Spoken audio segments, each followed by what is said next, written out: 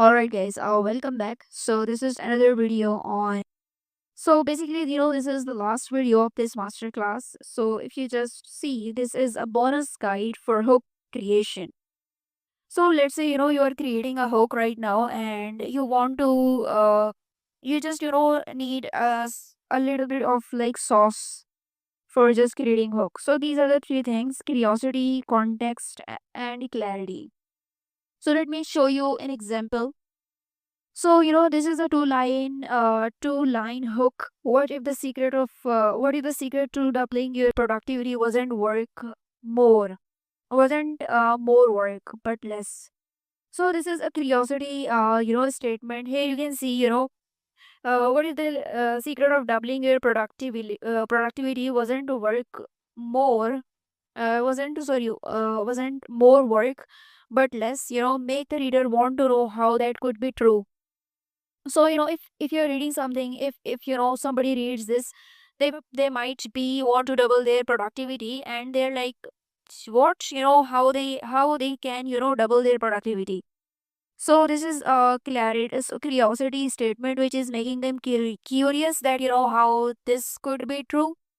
So again, moving ahead, we have clarity. So in the clarity section, discover how a 2-minute habit is transforming how top CEOs get more done in less time. So in the clarity section, the message is clear. Basically, somebody if somebody read this two-line statement, they will they will get to know that how they can be boosting their productivity with small changes. So this is the clarity that these two lines are giving to the reader. Moving ahead, we can see context, mentions top CEOs and a 2-minute habit, right? The top CEOs are actually, doing this 2-minute habit of placing the idea in the real world setting that's the relevant and practical. So these are the two things, that how a CEOs with 2-minute habit can changing, is just, helping them to double their productivity. So this is basically a hook which is a curiosity, which has a, curiosity, context, and clarity. So this is how you should be creating, hook.